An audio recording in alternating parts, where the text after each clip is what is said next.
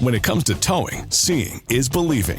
That's why Chevy Truck's advanced camera technology offers up to 8 available cameras for 14 unique views, so you can focus on the view that really matters. Chevrolet, together let's drive. Learn more about Chevy Trucks at Chevy.com. Safety or driver assistance features are no substitute for the driver's responsibility to operate the vehicle in a safe manner. Read the vehicle owner's manual for important feature limitations and information. Do you not think other leagues look at the Premier League and say, "Oh, managers, we've got the best. Players, we've got some of the best. Atmospheres, we've probably got some of the best in Europe. Referees, shocking." Shocking.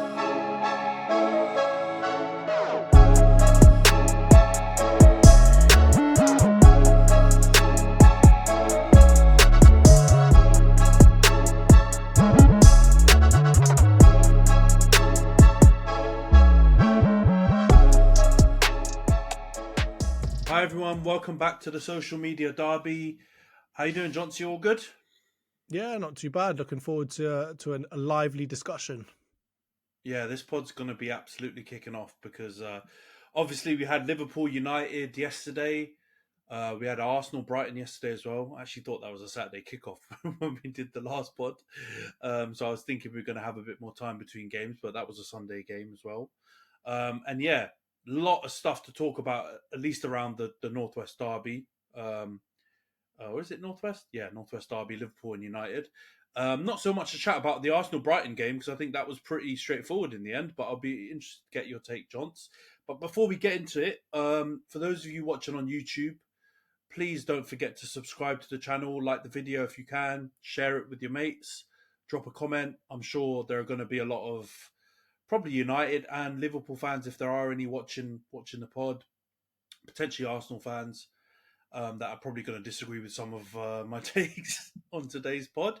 So yeah, make sure to drop your comments down below. Me and Johnson will reply to you and kick off a dialogue if you think I'm waffling up. For those of you listening on Spotify, Apple, or any of the podcasting platforms, please make sure to follow, give us a 5-star review or any kind of review if you can.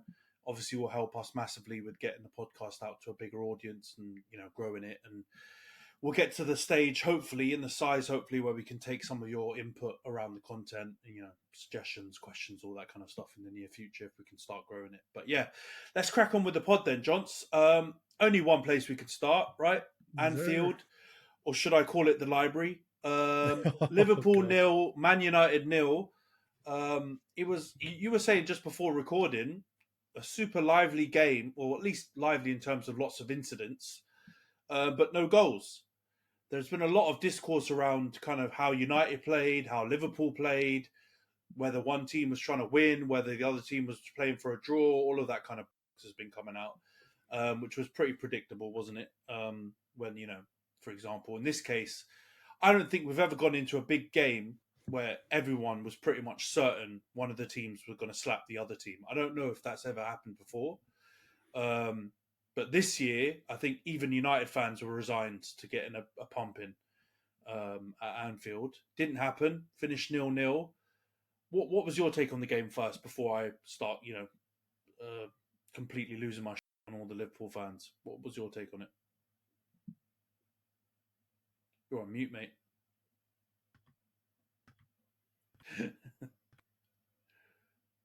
You're back on mute. Yeah, so I mean, when I was watching it live, I mean, muting myself was suitable for what I was going to say. Basically, when I was watching it live, it was boring, right? There wasn't really that much going on. It's rare that, I mean, after a 7-0 spanking last season, you were going to come into a game and have no goals scored. So from that point of view, like, it seemed from the outside to be quite a boring match and just a lot of missed chances. It was just like a really low quality match. And we kind of talked about it before in terms of like adverts for the Premier League and that kind of stuff. I don't think that was a great advert for the Premier League in that kind of way, in that it wasn't super exciting. It didn't show a lot of quality. It didn't show that we're the best league in the world kind of stuff. So from that point of view, it wasn't great. But looking back through the highlights in preparation for this podcast, I mean, there were a lot of chances. Both teams, no one had like clear open goal type scenarios, right? And had they had open goal scenarios, you had Darwin Núñez probably put it over the bar. But there weren't any like really clear-cut chances, and the ones that were clear-cut were either saved by some really good goalkeeping or were just poorly finished. And from that point of view, like if you look back at it, there's not that much really to talk about in terms of the performance, really. So I don't think either team really covered themselves in glory. And I'm kind of interested, obviously, to talk about the park in the bus and all of that kind of stuff. But I think generally speaking, it seemed like a really tight affair. Like both teams kind of went into it not all guns blazing, if that makes sense. So I kind of, the result of the end is kind of what you get from that. Just poor quality, a bit of a stalemate throughout the game, really. Yeah, I have to agree. I think it was quality-wise really poor. Like, I think a lot of United fans are glorifying this result and calling it a glorious draw and all that kind of stuff. More than anything, because obviously we got absolutely hammered there last season. Also, because we're not in the greatest moment ever. And, we're having a bit of a topsy-turvy season, to say the least. Just gone out of Europe. Just been hammered by Bournemouth at home. If there was a low, I don't know if we could have been, travelling to Anfield at a lower ebb. I think all football fans should be able to acknowledge that, right? So the expectation that United were going to do anything other than play poorly was probably off the mark. Like, there's just variations in our poor performances. This performance, the bare minimum, and I don't want to give too much credit because I really don't think we deserve that much credit. What we did well was just the fundamentals. We just were organised. Players looked like they carried out Ten Hag's instructions better than usual, and we narrowed and kept spaces small and didn't make it easy for Liverpool to score. That's about all I can praise from our performance. There's a few people I think that deserve a massive shout out. I think Varane is one of them. I said it to you, and you kind of disagreed and said you don't think anyone was kind of world class on that pitch because of the level of performance, and I would agree. But I would say I don't think there was defensive. I don't think the poor displays were on the defensive side for either team. I actually think both teams defensively were quite solid. We had a couple of chances, and our best chances came from actually really good moves, but those are the only two good moves we had in the whole match. And then it came down to our attack, completely fluffing their lines more than the defense, making an error or anything like that. So I actually think both teams' defenses were really good. I think Varane was outstanding on our side. I think he was probably the best player on the pitch, closely followed by Van Dijk, who was decent on the pitch and absolute off the pitch, which is unusual because I really rate him. But I think those two were probably the standout players. And then, Luke Shaw did all right. Kobe Mainoo, I think, did really well for an 18-year-old in that, in a really pivotal position on the pitch. Both of those players, actually, we should get into at some point. There've been really interesting discourse around both Luke Shaw and Kobe Mainoo on football Twitter or whatever you want to call it over the last week. But I think both of them really did well. And in the worst performers, you could probably say all of our attackers were poor, at least offensively. I think Antony and Garnacho carried out their task when it came to tracking back. And I think they made Luis Diaz, I think, had an absolute stinker, right? We were talking about combined 11s. Like, Luis Diaz didn't get past Antony, let alone have a chance at Dalot. So, I think I know he's had a tough time with his family and big him up. No one wants to go through that. But on the pitch, he's been absolutely stinking it up since that Tottenham decision that didn't go their way. Like, he hasn't had a good performance from what I've seen of Liverpool. And he was absolutely, he had no ideas against Antony.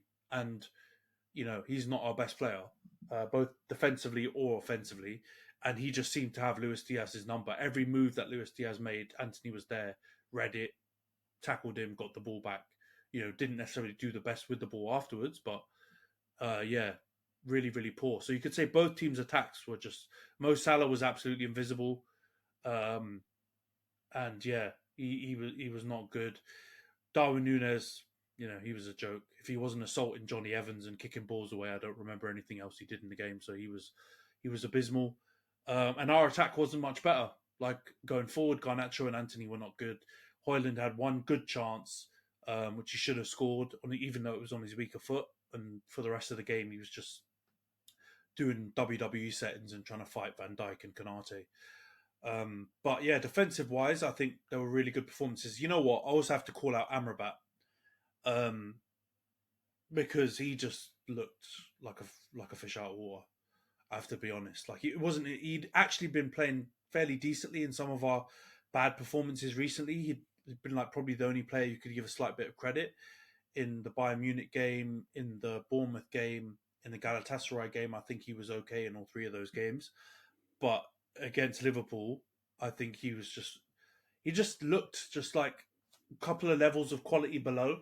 And I just don't think I don't think it's going to work out. And I might be being a bit harsh, but I think that loan shouldn't be made permanent, unless he's going to be used as kind of just like an understudy to Kobe Mainu or something like that, just as an experienced head. But he should definitely not be in our first choice midfield. I think he was, I would say the same about Endo. Really, there was a severe lack of quality in the centre midfield. Like Kobe Mainu was probably the best central midfielder on that pitch yesterday, which is nuts to say about a youngster, because Endo wasn't great either. Amrabat, as you say, was poor, and it says something that Kobe Mainu really stepped up in the absence of pretty much every other central midfielder. I think he was definitely the best midfielder on the pitch. I don't think it was even close, actually. I thought he played really well, and it was one of our best performers. And that's even before you add all the layers of, he's only 18, he's only played a couple of games. I thought he was so composed and mature. And I'm not going to do the overboard thing and say he's a star boy and all this kind of rubbish, right? Because, I think it would be super premature to do that. But I think he played really well. And I think he's completely justified having a starting spot in at least, a good number of our next up and coming games that we have over the Christmas period. And yeah, I agree with you. I don't think Endo did that well either. I thought he just looked a bit nervous or a little bit off it. Like, understandably, his first Liverpool United game. He hasn't necessarily been playing in the biggest teams in any of the leagues, so I understand that. And yeah, Amrabat didn't look great. But I tell you what, the two worst midfielders on the pitch were Szoboszlai and McTominay. They were both abysmal. Absolutely shocking, right? Hungarian Steven Gerrard, I heard about SpongeBob. He was so poor. He did F all. He didn't carry the ball well. He couldn't string a couple of passes together. He was shooting erratically in like the first half when there's no like kind of, pressure to take those kind of shots. I just thought he looked over emotional and he should have been hooked at half time, right? We talked about it before we recorded. That's what kind of you remembered of the game. But honestly, he should have. He was really, really bad. And I'm not saying that he's a bad player before Liverpool fans lose their minds. I still think he's overall been a really good signing for you. But yeah, I've not been impressed with him in the last couple of weeks. I think he's dropped off big time. And McTominay, you know what? The Højlund move that he had, that we had probably the best chance of the game. I say, I know you kind of disagree with it, but I think that was the best chance of the game. McTominay played a role in it, to be fair. He did like a neat little 1-2. He was involved in it. Even the Garnacho one, I think, the Garnacho chance, which was our other, kind of big chance of the game. He played a line-breaking ball to Kobe Mainu, who then did, a really good through pass to Garnacho. So he was involved in some of our best stuff. But that's not the problem with him. Right? Scott McTominay's biggest problem is, for the rest of the game, how can you impact it in a positive way? Whether it's showing for the ball, getting hold of it, calming us down. Because I think in the first 10 minutes, we actually looked a bit nervy, right? Like you mentioned it before off camera. There was a ball that went in where Onana kind of looked at 6s and 7s. And we just looked very nervy. And the crowd was a bit up. That was probably the only time I heard them in the whole game. And like that was the moment when you need some of your more experienced players to just, when we did get the ball, hold it, calm it down. And I don't think McTominay did that at all yesterday. I think he was really, really poor and wasteful with the ball. And I don't see a future for him as a starter. Like, I've been saying it for long enough, but obviously Ten Hag disagrees with me. He's been playing him non-stop over the last month or so. Well, I think he was your captain as well, and Luke Shaw was on the pitch. Yeah, that's a strange one. Like, I don't know what's happened, right, with that, because I'm sure Luke Shaw's been like, if not the vice captain, but the third or fourth choice option, and I think it makes sense from, he's obviously been there quite long. He's one of the older players. He's normally one of the better performers. So yeah, it was a very interesting call to give Scott McTominay the armband. But you know what? At this point, I'm going to acknowledge that he offers enough that I think, okay, if he wants to be part of the squad, he doesn't want to leave. Fair enough. Maybe he can ride bench or he can be in the squad, because he does come off the bench and he can be really impactful. He scores goals, and he can have a positive effect on the team. However, he can't be a main player. He can't play in the starting lineup, and definitely not when you've got Bruno alongside him in one of the two other midfield positions, because you're just completely abdicating the midfield. You need to have what was very clear from this performance: home or away, Liverpool or against a smaller team, we've got to play a double pivot. We don't have enough defensive solidity to play one midfielder in there. And you remember what we were saying about Casemiro at the beginning of the season, right? Like, Casemiro's not cut out to do that anymore. Maybe ever, right? As a single pivot there. We need to have two midfielders there. And I don't care whether it's Mainu, Amrabat, Casemiro, but two of those three needs to play, and then make a decision on whether you want to play Mount, McTominay or Bruno in the attacking role. But that has to be the decisions going forward, right? Like, I think it's just so plainly obvious that in the last two games, we've had a bit of defensive solidity and we played two in there. Against Bayern, okay, we weren't good going forward, but they never cut through us and had loads of chances, right? There was a Harry Kane piece of skill that done us and we lost the game. And in this game, we weren't completely cut open really at any point. So, yeah, it was a really poor game, but, fundamentally, if we can start from this very low base, I'll be happy. And yeah, Mainu needs to start in there for me.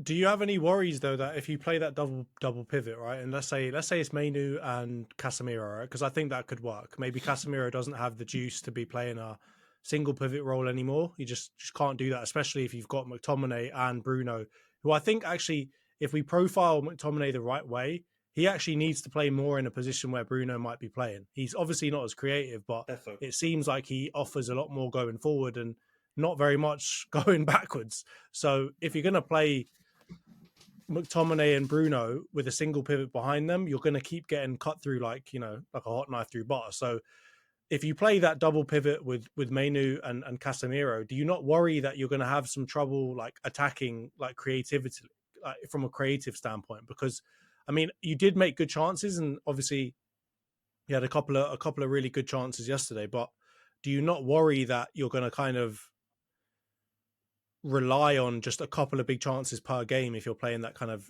double pivot role with not enough players progressively ahead of the ball? I mean, this is with McTominay in that position, right? Like, I know Bruno's got his detractors or whatever. But the one thing people can't deny about Bruno is that he's a creative monster. Not all of them are, sometimes he does hero ball, sometimes the numbers can be swayed, sure. But in our squad, Bruno is the most creative player by a fucking country mile. Like, it's not even close. Some could argue he's in the top 3 creative players, and I don't think I've probably phrased that incorrectly. Not some could argue. The stats say that he's in the top 3 most creative players in the Premier League, right? Like, that's undeniable. So I think if you swap McTominay out for Bruno, and I'm just saying starting, right? That if you have the solidity of an Amrabat, Casemiro or Mainu in the double pivot with Bruno ahead of him, knowing the work rate that Bruno also has, right? And the fact he's always showing for the ball, which is something that, I don't want to hammer McTominay, right? Because we didn't lose the game and he was captain and it means a lot for him, local lad, whatever, right? So big him up for that. But McTominay doesn't show for the ball, right? He actually, one of his biggest negatives is that sometimes it looks like he goes hiding and shies away from the ball. So automatically you bring Bruno in. That's one positive added to that current setup. Number 2, Bruno's vision is on a different level compared to McTominay, right? McTominay actually might have more of a goal threat, getting into the box late, finishing, he's actually got a really good finish on him. Bruno might not have that same level of late runs into the box and some of his finishing boots, right? But the creativity, I think, outweighs that. And you look at the rest of our attacking players, I don't trust Antony to create. I don't trust Garnacho to create. They're not creative wingers. they are shoot-first wingers. They are cut in, get a sight at goal, shoot. That's partly why Højlund is being starved, right? And there was that table that I saw on Twitter where the strikers who've been, received the ball the least, the bottom two are Man United players. The bottom is Rasmus Højlund. The second from bottom is Martial. It's no coincidence that we have the bottom two strikers when it comes to receiving the ball. Because if you take Bruno out, or just if you have one Bruno and no other providers in the team, how much is the striker going to get the ball? Like, most people use their inverted wingers or their inside forwards as the outlet for attacks. If you get the ball to them and all they do is dribble and shoot, what's the striker going to do? He's not going to get the ball. But I would rather have one there than have none. And if you play McTominay there, you have none. You don't have a creative outlet, right? He did a couple of good things. So you kind of think that even with the double pivot, as long as you're playing Bruno, you think attacking wise, you'll still be able to create enough offensively to win. No, I don't. Look, I don't think we'll create enough. I still think the big problems are out on the wing. Garnacho's a young lad, so I'm not going to call him a problem, right? But ideally, you would want Rashford left wing. If he's pulled his finger out and he's playing like he was for large chunks of his career, because people unfairly say he's all purple patch. Like, the majority of his seasons in the Premier League, he's got double-digit goals. So it's more parts of his, career have been performing better than now, right? He's had a shocker under Ragnick, and he's having a shocker now. But he's had 3 or 4 good seasons. Obviously, last season was the best, the pinnacle. So if Rashford was doing his job and justifying his £350,000 a week contract and performing, I'd be okay with the left wing, right? Like, if he was performing to the level we know we can. The right wing, that's a write-off right now. There's no one that we have, right? And it feels harsh on Antony because he's been doing a bit better over the last couple of weeks, but he hasn't really been doing better going forward. He's been doing better going back. So I can see the value in that, and I can see in games like Liverpool, like City away, like Newcastle away. I was shocked that he didn't play the majority of that game. Like Arsenal away, I could see why you would put wingers that are going to play that way. That's fine. But in games where we need to create an attack, we need an equivalent player to Rashford on the right hand side in terms of goal threat and in terms of creative output. Because Rashford, if I looked like at a comp of Højlund's chances, because obviously it was going round, it's 14 games, no goals, everyone's killing him, which is understandable. He's actually had some chances, man. Like, he's literally been this far away from crosses about 7 times. All of those crosses have come from Rashford. And really, it's not a slant on Rashford. The balls have been good. He hasn't anticipated them well enough to get on the end. And I think, like a predatory striker, like, remember Cavani when he was at us? How many times was Cavani just in the right place to either whack one in, header it in, or just like shin it in, right? Because he anticipated where to go. And I don't think Højlund can do that. So if you included those chances, Rashford would probably have about 10 assists, right? But because Højlund hasn't been there, he hasn't had them. So I'm okay with Rashford if he performs to his capabilities. But yeah, right wing, ideally I would like us to go and get someone to go and perform similarly on that side. But we can't. We're not going to do that now, are we? So you spent 80 odd million on a right winger. You're probably not going to go and spend another 8 million to get one. But I mean, speaking of compilations, I saw a compilation of Zlatan and the goals that he scored for you as well. Yeah, I saw that. And he, like, this is the thing about like the Haalands and the Højlunds of the world, right? They're predators, right? They're one touch bang kind of strikers, right? They're scoring within the first 2-3 touches. That compilation I saw of Ibrahimovic was just different gravy, though, because he was taking touches, dribbling around people, slapping balls like top corner, bottom corner, wherever he needed them to go. And I think especially if you've got the kind of striker that Højlund is, and it's no knock to him at all, because, I mean, it works perfectly for Haaland, doesn't it? To just kind of get on the end of stuff, one touch bang. But especially if you've got a Højlund or Haaland type of striker, there's not that much creativity or kind of flair to come out of them, right? They're not going to get on the ball like Harry Kane, take some touches, beat a couple of people, and then slot one past the keeper. So I think from that perspective, even more so, you need to rely on people like Antony, Rashford, Garnacho, on top of Bruno, to be more creative. Because I think the issue is, if you have Bruno, but you've got nothing coming from the wings in terms of creation, it's too much for one guy to shoulder, right? He's going to have games where he's off. Yeah. And look at City, right? They've got De Bruyne, and of course he's just putting balls on the penalty spot pretty much constantly. But they've also got they had players like Bernardo Silva, and they had players like Gundogan that were setting chances up, and they have players now like Doku and Foden and all these other players that are creative and they can kind of step up when De Bruyne is not there. And I worry for you guys that if you're only relying on Bruno, like that's too much for one guy to handle. Like it's far too much for one guy to handle. Even if he is your captain and he is one of the most creative players in the league, he's not going to be able to do it. So from that point of view, right now, I worry for you. I feel like Casemiro actually probably offers more than the both of your wingers combined in terms of creative outlet.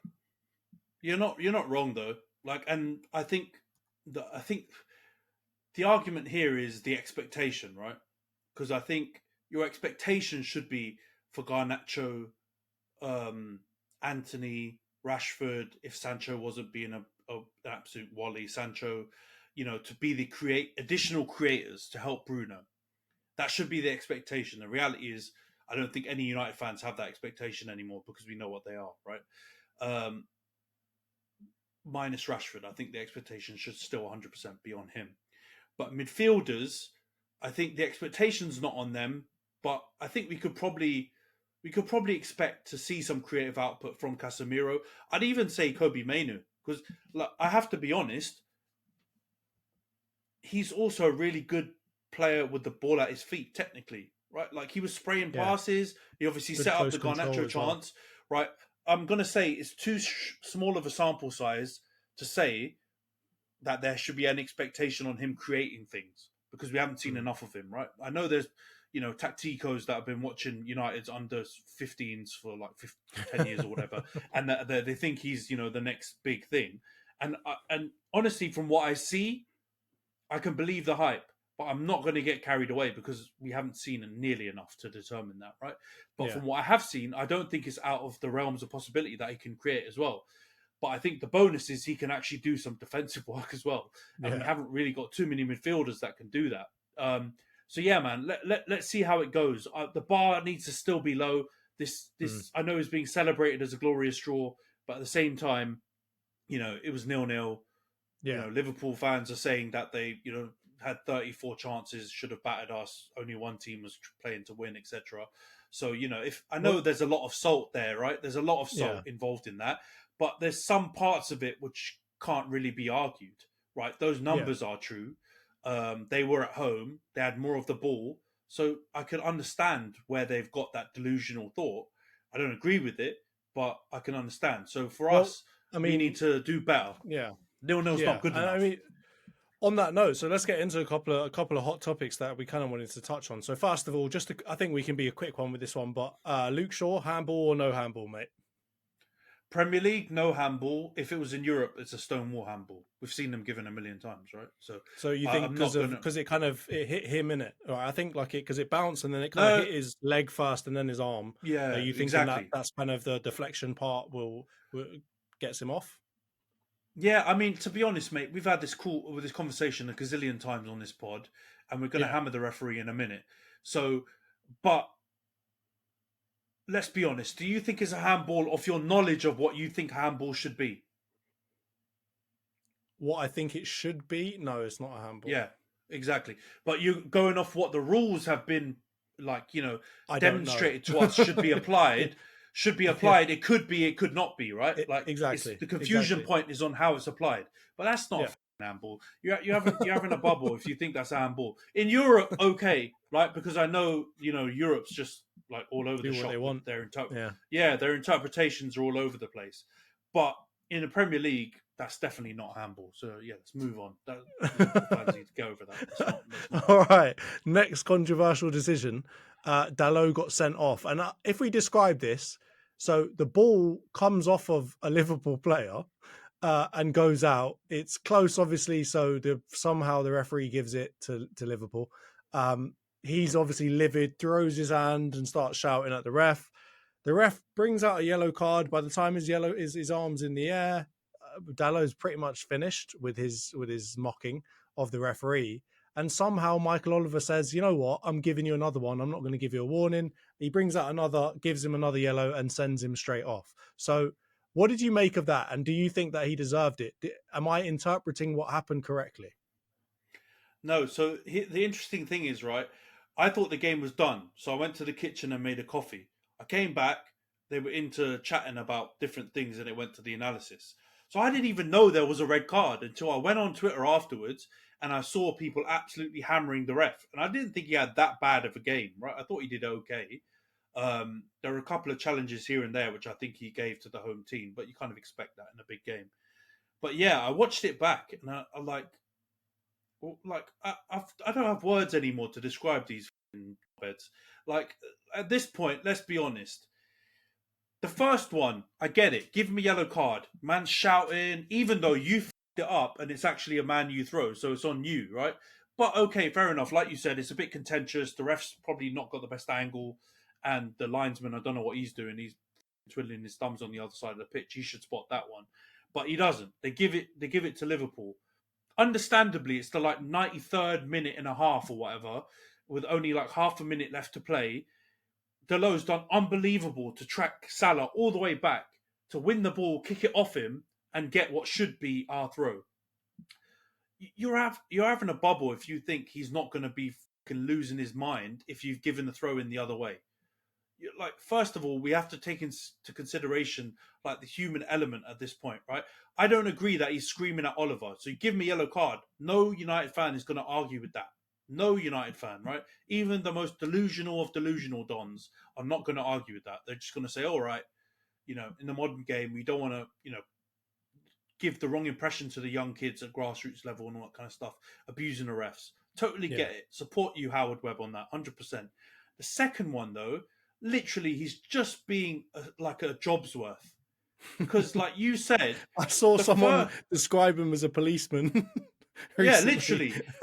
In PC Oliver, you stupid prick. Like it's like you said, it's a continued gesture from Dalot. He's losing his mind. You give him a yellow, and he's like still in the same process of losing his mind.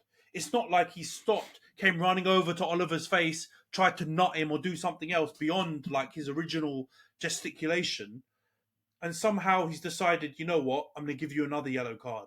And I saw someone talk about it. I can't remember who it was, but it was someone analysing the game, and they said, look, like in times gone by, the referee would have come up to the player after giving him the first yellow, after the first kind of descent or whatever, and said, look, mate, I'm giving you a yellow. You keep going, or not even if you do it another time. If you continue right now, I will give you the second yellow, and you're gone, mate. How you can determine that he's like done a second offence when it's essentially just the first, still the elongated back end of the first offence? I have no idea, right? And it made me go back to that time. I think it was at Wolves, was it, where Martinelli got 2 yellow cards for like movement. Essentially, the same play. It was like a play on. He fouled. So I think he tried to stop a throw in, didn't he? Like jumping in the way with his hands. That it played on, and then he actually went and pulled the guy back as well. To be honest, I thought that was like disgustingly harsh at the time. But at the same moment, I thought, you know what? That's 2 different incidents. Although I don't agree yellow carding both. Like I think a ref could get off with saying he's done that obstruction of the throw-in. That's the yellow card, and then he's pulled someone back on the counter. That's stopping, that move. 2 yellow cards. But even then, I thought that was disgustingly harsh. And with this one, to be honest, I don't know if he feels a bit of the crowd, at the end where they were starting to get a little bit, nervous and try and, help the team on and bottled it and his arse fell out. I don't know. But yeah, I think it wasn't the right decision. Like, and I think did you see what Nunes did earlier in the game? And do you feel like because I saw a couple of people comment, like, if Dalot's getting sent off for that, why didn't Nunes get a second yellow for essentially mocking the ref's decision? Yeah, but I mean, that's talking to a different issue, isn't it? That's like talking about the consistency issue with referees. And I think most of us acknowledge that's the biggest problem. I have no problem if one referee wants to referee the game, for example, at corners, and a defender's got, the hold of someone's shirt and they want to referee it that way, you give penalties or whatever for that, because technically they're right. But it just needs to be done consistently. But that's a different problem. I just think this was the wrong call. I don't even think Darwin deserved to get sent off for that. I understand why people are, deflecting it and saying, "Oh, look at Darwin. He did the same, if not worse." Sure, he did, but neither of them should have got sent off. Neither of them. Yeah. It's just really, really, yeah. I think describing To them me, as a job's worth or as a it's just unnecessary. It stinks of the referee kind of being like, you know what, the game seems to have quietened down now. I want to show my impact, so I'm going to go and do it. And I kind of feel like he, to a certain extent, probably had it in the back of his mind that like someone did it to him earlier, or there's too much dissent happening in the game, so I'm going to make an example out of him and I'm going to send him off. And I think some people have made this argument, right? Like, referees kind of retrospectively going back and kind of over punishing because of something that happened previously, right? Like, for example, with Tomiyasu, right? Tomiyasu got sent off for a similar kind of thing where he was like holding the ball for too long, right? And they were kind of retroactively punishing another action from the game earlier in the game by just going really ham on one person. And to me, it kind of just stunk of that, as well as the fact that I think Michael Oliver just wants to be he wants to be remembered in the game. He doesn't want to, because think about it, right? Had that not happened, would anybody remember anything that Michael Oliver did? Would they be talking about this guy at all? No, right? There was no like massively contentious decisions. He wasn't outstandingly good or outstandingly bad, right? He was just kind of somewhere in the middle. Forgettable is how I'd kind of categorize it. And I think he just, he just said, you know what, I want to be remembered for this game somehow. So I'll make an example out of him because I didn't give Nunes a yellow earlier. So he's going to get all of my wrath. No, I'll be honest, Johns. Like, that is the problem then. Like, we're just alleging that, right? Like, that's what you feel. But if that in any shape or form is actually true, then these referees don't know the job responsibility or the outline of their job. Their aim is to be forgettable.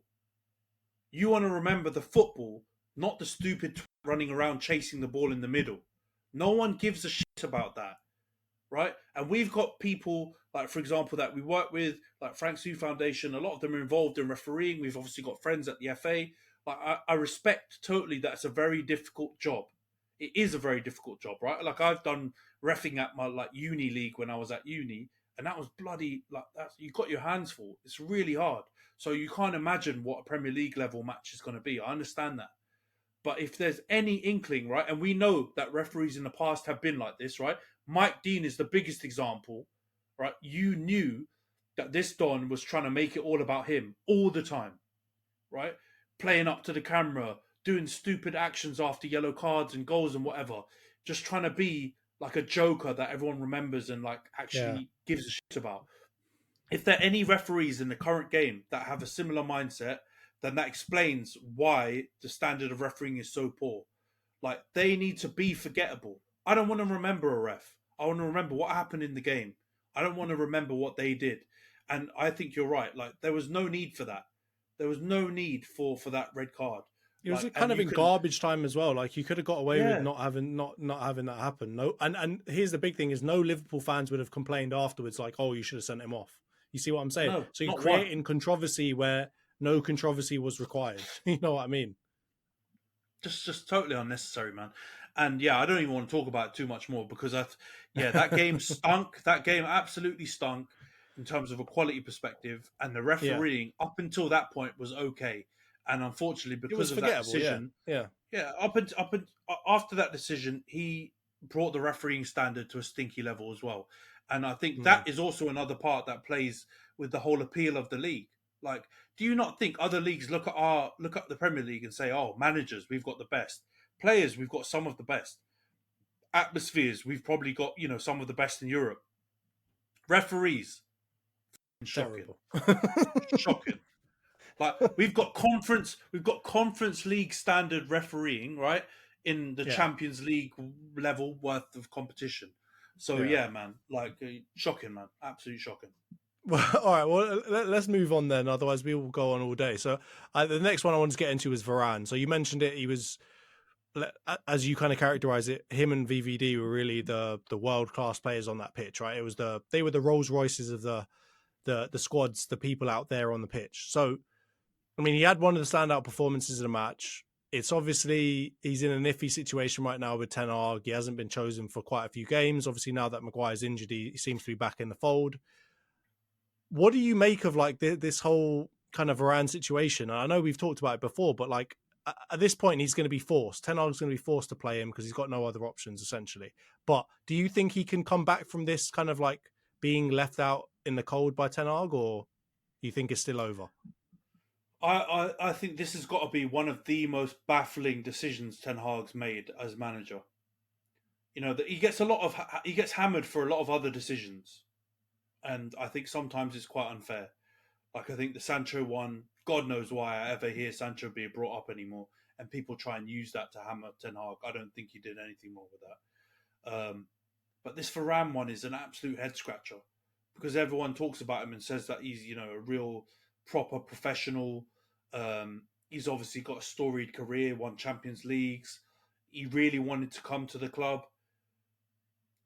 He was fantastic last season. Yeah, man, just absolutely, just completely perplexing why this has happened. And I've heard some stuff, I don't know if it's true, but about how people, you know, Ten Hag doesn't believe he can play left centre-back because of the passing angles and this kind of rubbish.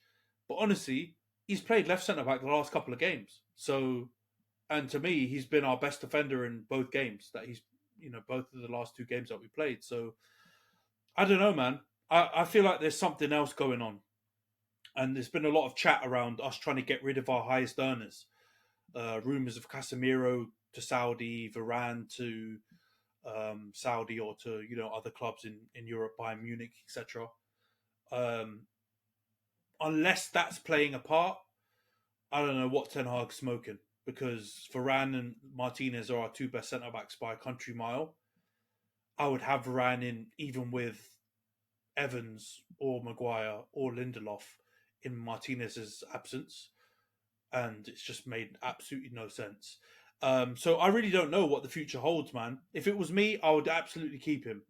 I would get rid of pretty much everyone else at centre back apart from him and Martinez. Maybe keep Lindelof, but yeah, I don't know if that will happen. I think it's probably more likely Varane will still leave at the end of the season.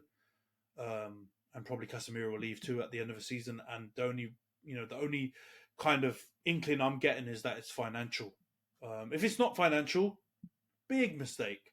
And I 100% believe Varane in defence against City, we don't lose 3-0. We maybe still lose, right? Because they played well in that game. But I don't think we get smoked like that. I don't think the Galatasaray 3-3 happens if we play Varane. I don't even think the Copenhagen 4-3 defeat, which I know he came on after I think Rashford got sent off, but I think if he started, I think, you know, there's every chance we don't lose that 4-3. So yeah, I don't know, man. It's just absolutely baffling, and I have to admit, like I said at the beginning, it's one of Ten Hag's most just head-scratching decisions, and I think it will be proven to be a bad one. I think he's going to regret that. Yeah, no, I couldn't agree with you more. And I think kind of it's no accident that one of your like most solid performances against one of the best teams in the league comes with having two extremely experienced centre-backs. And I mean, Evans, for all of his, you know, deficiencies, let's say, in terms of his age and his speed and whatever else, he's an experienced centre-back. Right? He's won leagues. He's won multiple leagues. He's been part of multiple winning campaigns. He might not have it all physically, but he's got enough to know where to be and you know how to get the best of strikers, essentially, right? And you had arguably one of the fastest attacks in the league coming up against him, and he, you know, maybe got left a couple of times, but it wasn't too bad. You stick him next to a bloody Rolls Royce Varane, who's won multiple Champions Leagues and La Ligas and whatever else. There's no, I don't think there's any like coincidence that the two of them were able to keep Mo Salah and whoever else quiet. And then you think you had left back, you had Luke Shaw, who's also very experienced, one of your more experienced players, right? there's absolutely no coincidence why you were defending well. And I think if Ten Hag wants to die on this hill about getting rid of certain players for reasons unrelated to football, I can see him getting sacked, right? Because with Sancho, with Ronaldo, he got away with those, right? With Sancho, it was kind of related to football, but also kind of slightly, the reason why it dragged on so much is unrelated to football, right? The fact that he won't apologize. With Ronaldo, it certainly wasn't just because of his, lack of tracking back and whatever else, because you've got bloody Rashford and whoever else that just don't want to track back either. So that's not too much of an issue, but obviously the Piers Morgan interview was enough to put the nail in the coffin there, and he can get out of that kind of unscathed. But with Varane, I don't see Varane ever coming out and doing either of the things that Sancho or Cristiano Ronaldo did. Right? He's not going to come out publicly and diss you. That's just not part of his character. So if Ten Hag chooses to still freeze him out, I think that could be the end of him, because getting a new player in that fits the profile that Varane's got, you might get lucky and get a prospect that's as good as him, like right now. But that experience that you lose in losing a player like that is something that I don't think you guys can spare right now. Because you look through that team, how many winners have you got in there, right? Casemiro, Varane, Johnny Evans. Who else have you got in there that's like a bona fide winner?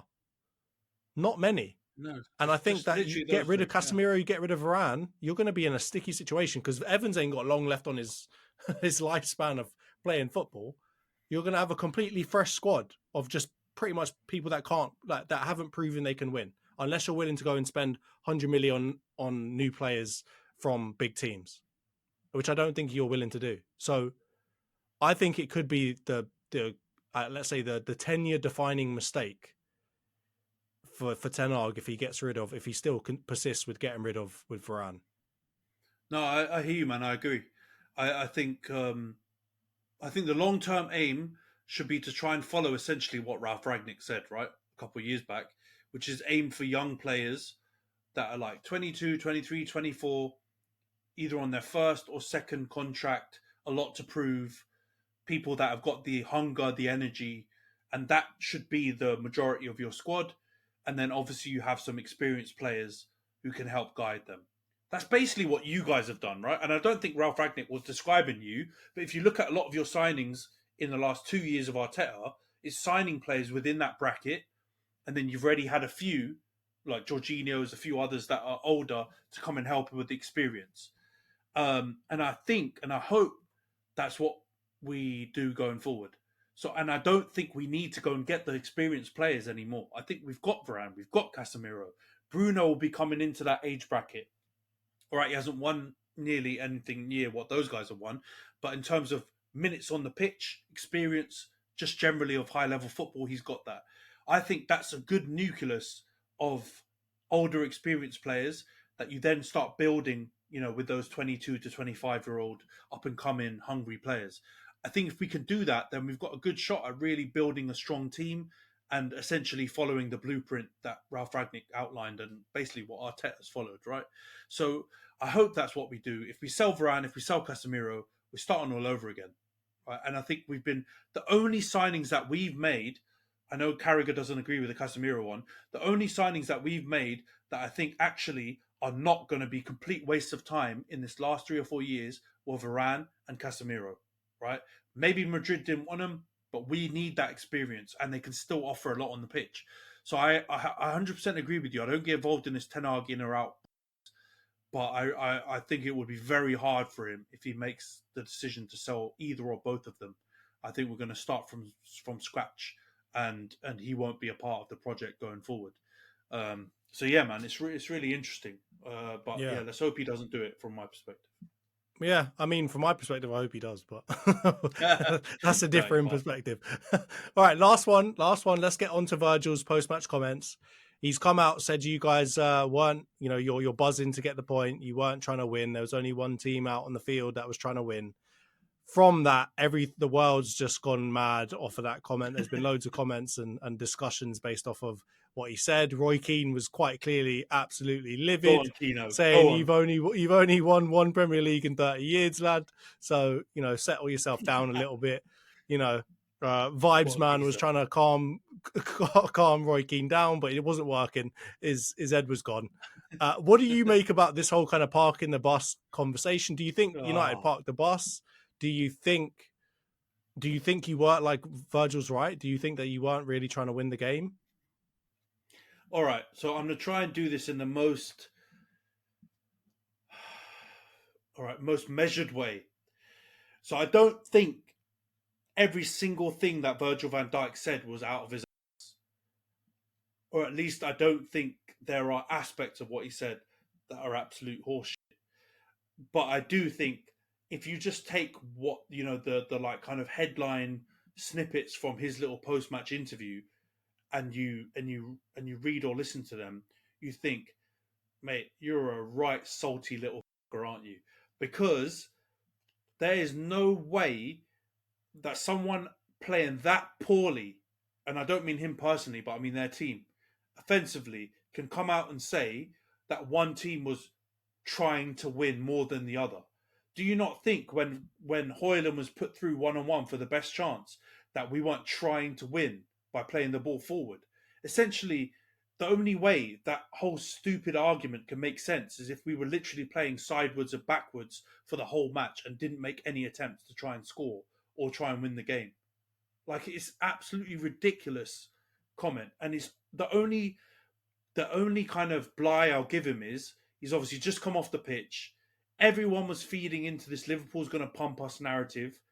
Those guys, and this is where I agree with Keno, right? He was obviously salty in response. Like, that's no doubt. He lost his head. But what he said was also true. I think, and I think Neville said it on commentary as well. The Scousers, Liverpool, not only the team, but the supporters, the fans, everyone involved, everyone thought they could just turn up and slap us. It was a given. Like, right? I think that is the attitude a lot of them had. And they got a bit of their own medicine because, we're not good enough to beat them, right? They're definitely a better team than us in this moment. But, yeah, to say that they tried to win and we didn't try to win, and then I've heard people say we're parking a bus and all this kind of stuff. Let me tell you, that is not parking a bus, right? And you can look at the stats afterwards and look at possession or, touches in the opposition's half or the shots, for example, which are or XG, field tilt, whatever stupid metric you want to look at. Use your eyes, right? Like, sadly, you and I both watched that game. I could probably do with getting that 90 minutes back because it was a shocking match. But we watched that game. Both teams were pants. No one tried to win more than the other. We both stunk. We expected to stink. So that's probably why we're not so salty now as a United fan base. We expected to get probably, a battering. So for us to come out and not get a battering but still play poorly, we expect it. I don't think Liverpool expected it. I think they counted their chickens before they came home to roost. They expected to beat us easily.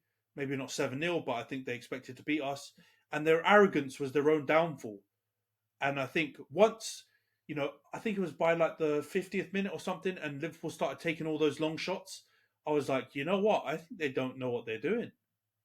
I think they thought they could just turn up and we were just going to part C and just let them have a go at Onana and just, tuck away shots left, right and centre. And that didn't happen. And then they got all salty at the end of it. So, yeah, man, all I can say to Virgil is you're probably one of the best defenders that like the Premier League era has seen. You're not top 3, right? But you're definitely in the top, best defenders the Premier League has seen. You've been unbelievable for Liverpool and literally helped them win Champions League and Premier League. So hats off to you. I actually think he's a good guy as well. I've seen some of his other interviews. He seems like a really decent bloke. But mate, this time, you need to have a look at yourself in the mirror. You've absolutely stunk that one up.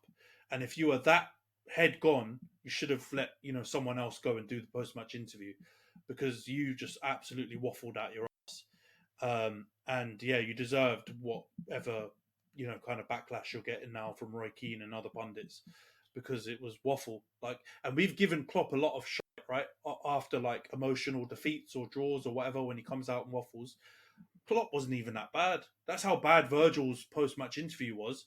He just absolutely cleared Klopp in saltiness. Klopp was nowhere even near. I think he said something about dominated, but that's so vague, like it means nothing. That Virgil just, I don't know what he was on, man. That was class A salt, absolute, what Roy Keane said, really, just arrogance. I'm not going to go in the whole one title in 30 years, even though it's true. I'm not going to go down that because that was a bit of a low blow from Roy Keane. But I do think he's right. Liverpool were arrogant, man. You know, Jamie Carragher was wearing the 7-0, 7-up Christmas jumper. Everyone was out here thinking it was a routine. And somehow we managed to stop them from, celebrating that way. But yeah, I think they should understand football a bit more. Because I don't... let's have this chat. Do you think we parked the bus? Let's get away from the trying to win thing, because that's just salty bollocks. Do you think we parked the bus? I'm going to say no, but I do think that you set up defensively. But we had this conversation kind of offline, right? Which is when you play a team that is, and I think you know this as well as everyone knows this, a team that has superior man-for-man players to you, right? A team that is, let's say, better in quality than you are. You don't go out there and just try to outgun them unless your name is Big Ange and you love to say mate all the time, right? You go out there to try and get the result, right? This is where Ten Hag kind of was saying what was true, and I'd love to see it in more of the matches that he manages. But he did say quite clearly when he came in, result is number one, style of football comes after, right? We deliver the results, and then we can start focusing on style of play. And I think he went into that match thinking, you know what, I'm not going to let them batter me. I'm going to set up.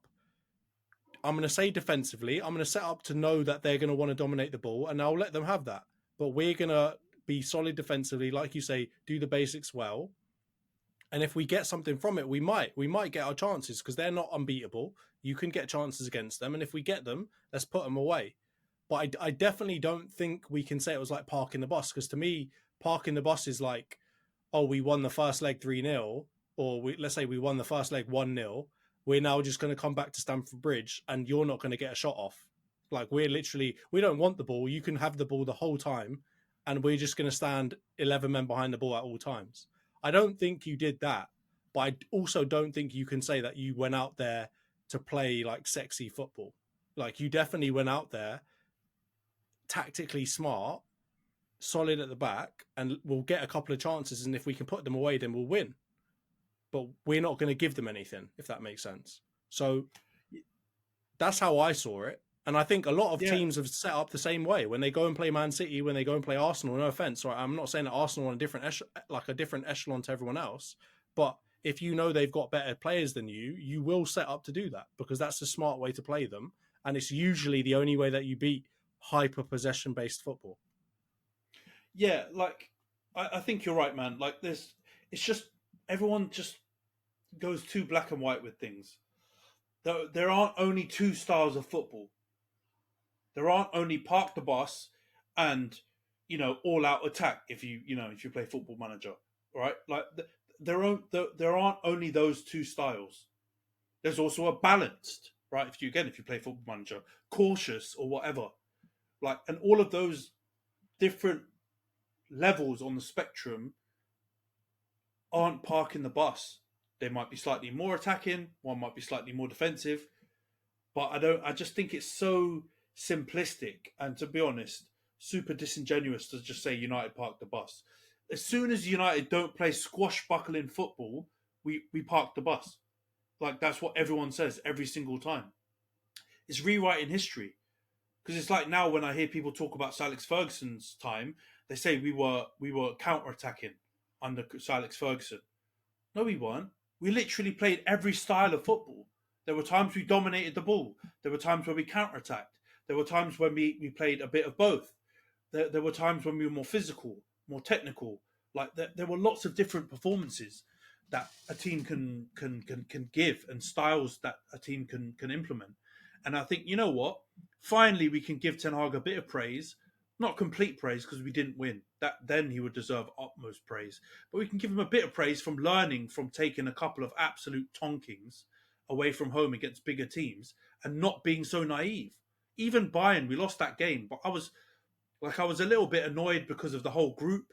But if I look at that game in isolation, we lost 1-0 to a team that's one of the contenders for the Champions League. That's no disgrace. We're sure we're at home. We could have done more. But let's be honest, we've been hammered by teams like Copenhagen and Galatasaray. So who are we to just act like we can absolutely batter Bayern Munich just because we're at home? We're not there. And the truth is, like you said, you go away to Liverpool, even when we were good, we still recognise, even though Anfield was the library this time, normally it's rocking and they're a 12th man, and Liverpool are super hard. They're a different animal at home. So we just showed them a bit of respect. That's all I thought it was. I think parking a bus and all this stuff is just absolute rubbish. Like, we literally did not park the bus. We were just organised and did a job on the defensive side. If we did the job attacking, we would have won that game. Like, we should have won that game if our attackers did their job properly. So, it's just a rubbish narrative, man, that people like to keep rolling with because we've been. I think there should be no shame. Poor recently. Even if a team does park the bus and they get a result, there should be no shame. Like, I look back at Jose Mourinho times. I even look back at like Real Madrid in Champions League finals when they knew they weren't the better team, but they knew how to beat them, right? And there's no shame in that game either. Like, I want to be very clear about this, right? If you come up against a team that's got better players than you got to do what you got to do to win. Because at the end of the day, at the end of the match, if you lose 3-1 but you try to play football, no one gives a crap, right? Like, you still lost. You didn't win anything. They don't really care that much, right? It's just like, this is what infuriated me. Well, this is what I'm about to say, is that, like, it infuriated me that everyone came out after those games with Ange and was like, oh, we love him so much. He's inserted himself into this situation so quickly and got them playing the kind of football. Mate, you lost 4-1 and you're talking about like, exactly, at home. You've had terrible discipline against Chelsea, who should be one of your biggest rivals, right? And so at the end of the day, there's zero kind of pride that can be had in trying to play good football and getting spanked, unfortunately, right? And I think this is what Sorrell knew, in that he knew that he had to play different styles because he wasn't always going to be able to dominate the ball, right? He had to play various different styles against different teams because that was what was going to get him the results. And at the end of the day, he's been employed to get the results. So from that point of view, Liverpool, you can cry all you want about parking the bus. Whether Man United parked the bus or didn't park the bus, you couldn't find a way to beat them. So all you're saying is, to the Newcastles of the world, just come and park the bus again at Anfield. Because let's be honest, they do that quite frequently too. Not park the bus, but play that dirty, physical type of football. No, and then try and nick one at the end. And no one's calling them out. Everyone's calling them the bloody greatest English team they've ever seen, or whatever the bloody Ali McCoyster's saying. So at the end of the day, let's give respect where respect is due, right? Bloody just Mourinho let in bloody 15 goals in a season parking the bus. Exactly. So we let in 50. Let's put this in context. Mourinho, I saw this meme and it absolutely killed me. Mourinho conceded 15 goals in a 38-game Premier League season. The current Man United conceded 15 goals in a 6-game Champions League group stage, right? Let's understand where we are, right? We should be able to celebrate a defensive display that we put out on that pitch in a really difficult arena. Everyone lauds Anfield, all this kind of stuff. Honestly, I'm going to ask you later, right? Because you guys are playing Liverpool next, right? At Anfield. If I was to give you a 0-0 away draw where you didn't necessarily play scintillating and you had to defend well, I'm pretty sure you'd take that. And you guys are actually flying, right? Yeah. That's you flying and us stinking. But suddenly we shouldn't accept that. We, the great Man United, and we can never accept anything but ultimate wins everywhere where we go. And Arsenal, flying top of the league, playing unbelievable.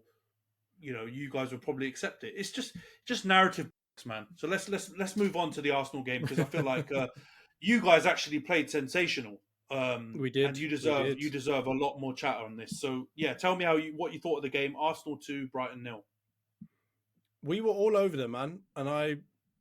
Obviously we discussed it last week when we were doing the previews. I could see that, we're going to get their number sometime and we're going to play well sometime. So I'm going to keep on predicting that we're going to beat teams 3-1 or whatever else. Because at some point we have to play well. And I'm happy to look like an asshole if we don't ever play well and I keep predicting it. Because I'm not delusional. We played really well last year, so why shouldn't we play well again this year?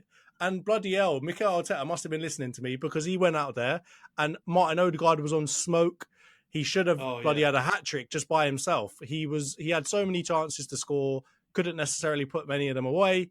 Our goals in the end kind of ended up being a bit crap of all the chances that we had, right? Like the first one, can't remember, it was maybe Lewis Dunk, whoever it is, heads it backwards and Gabby Jesus is just in the perfect position to put it away.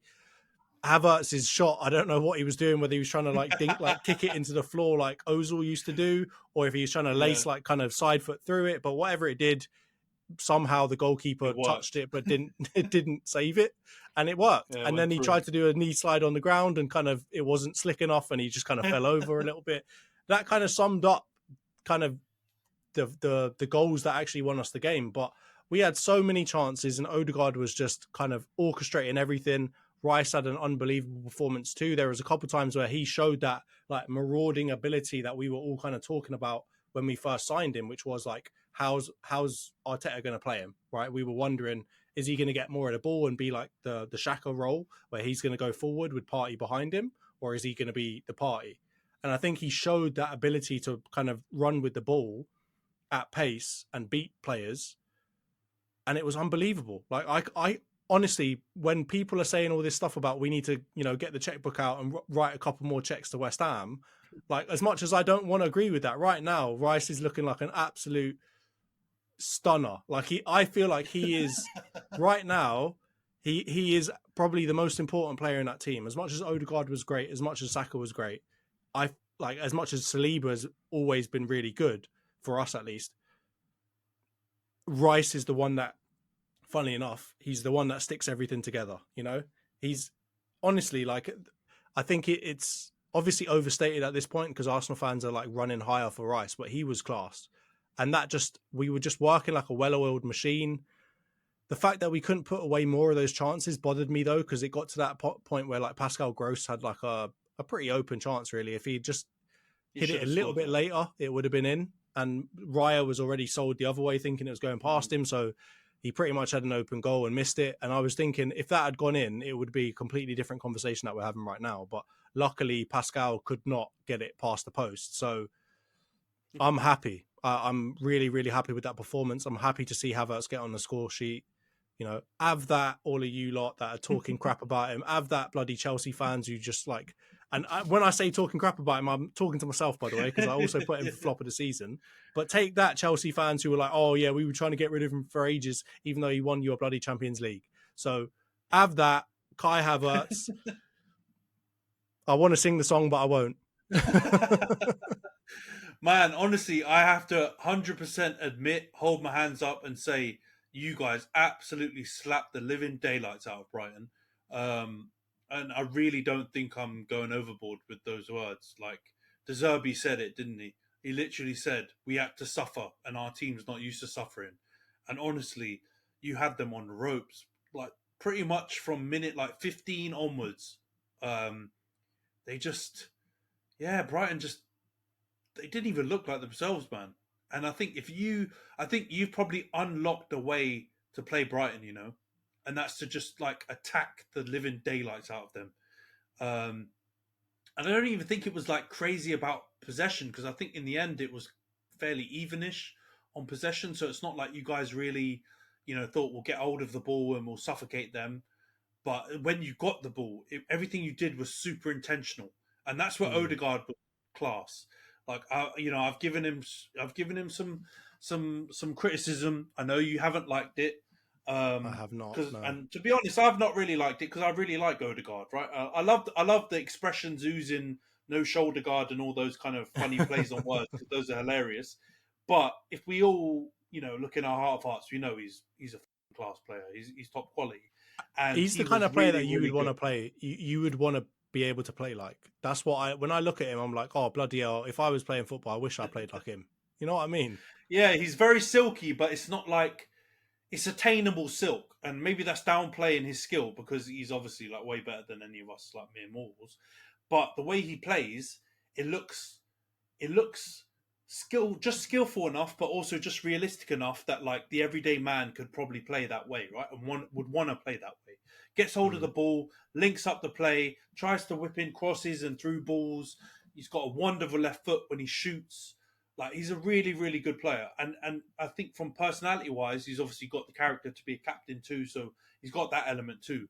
So, and he's a wonder kid, right? Like he's literally probably got a journey everyone would want to map out if they were like crafting their perfect journey into football. Senior debut, innit? Real Madrid. Now he's at Arsenal. Title challenge. If he can win some big trophies, then it's basically a perfect, beautiful career. But he was top quality. I think Saka was much better. I thought he was really good off the right wing. He gave James Milner a torrid time. No idea why Zerbi played James Milner or left back. It was just a horror show.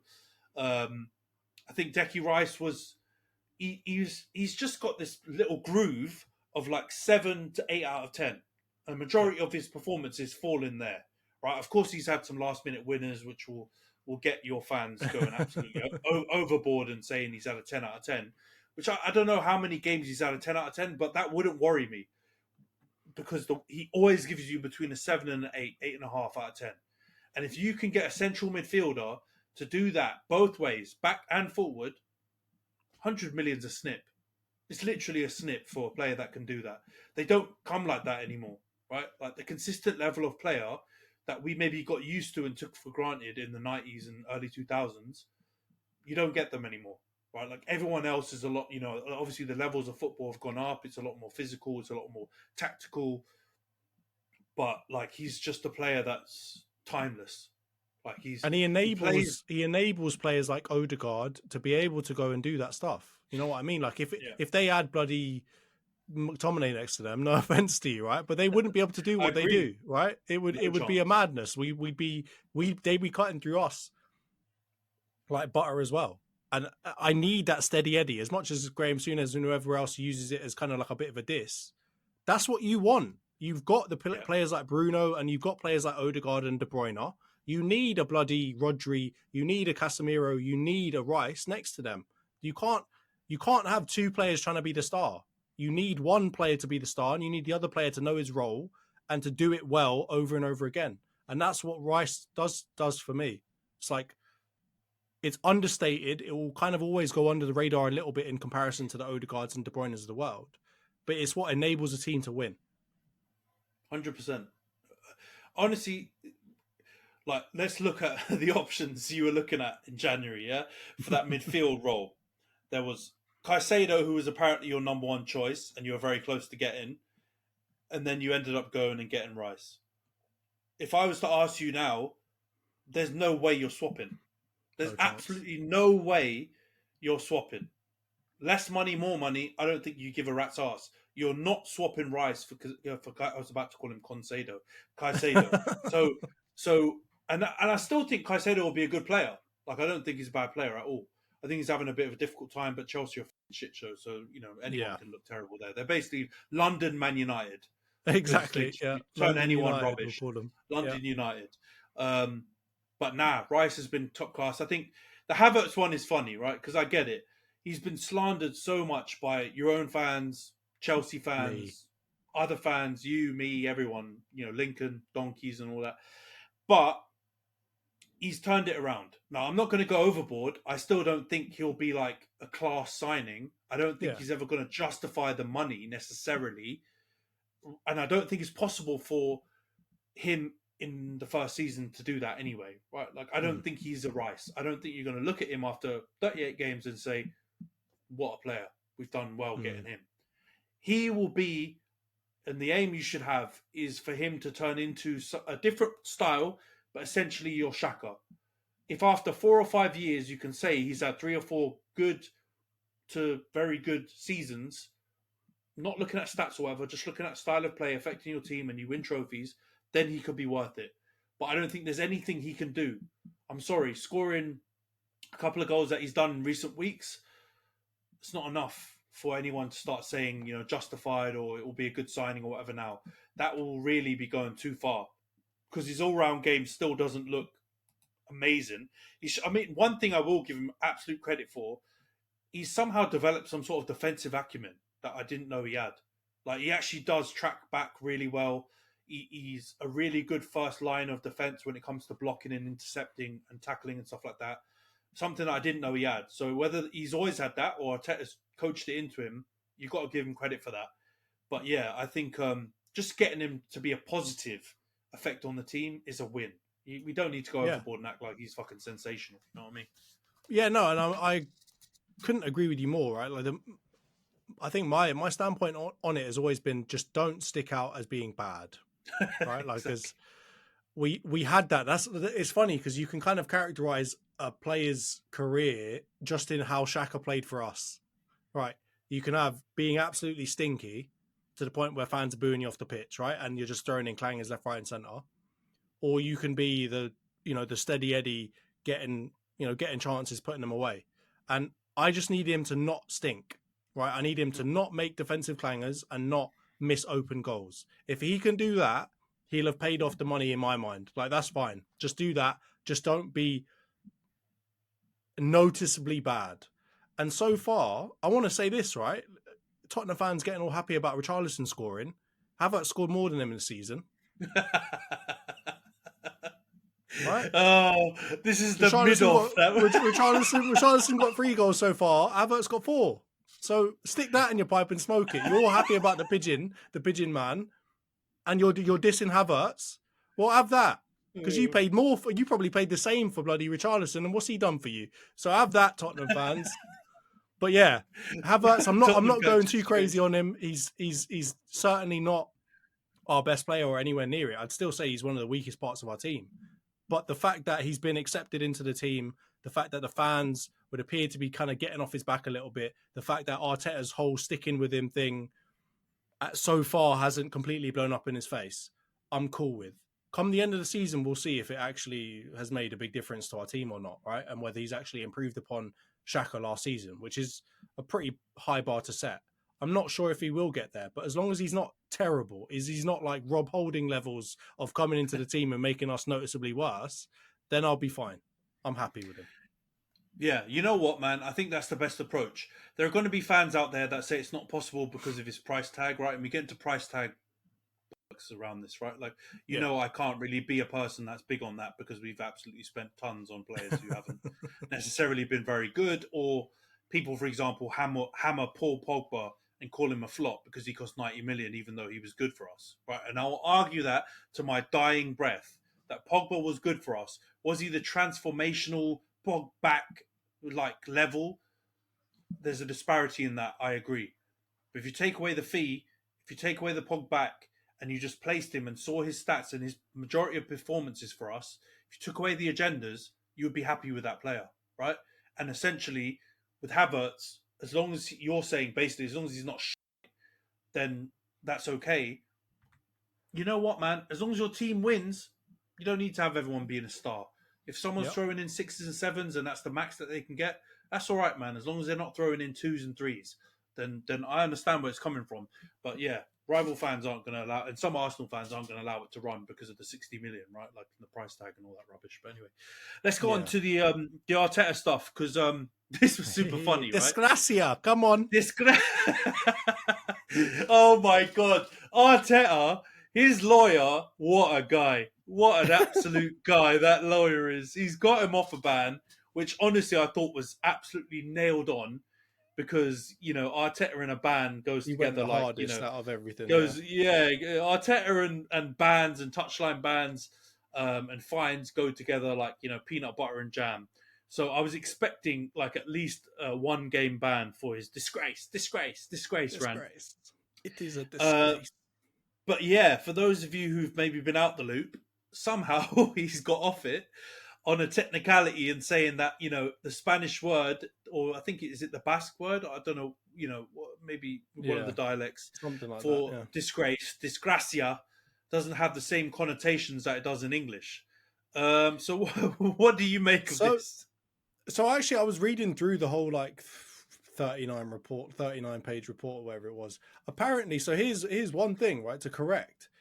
Apparently, his lawyer. So they hired a criminal lawyer. Yeah, they hired a criminal defense lawyer, right? So that kind of shows you whether he's guilty or not, but obviously, like, okay, fair enough. They went and got bloody Robert Kardashian or whatever his name is to come Harvey back. Specter. And exactly, they got Harvey Specter out here. So first of all, that.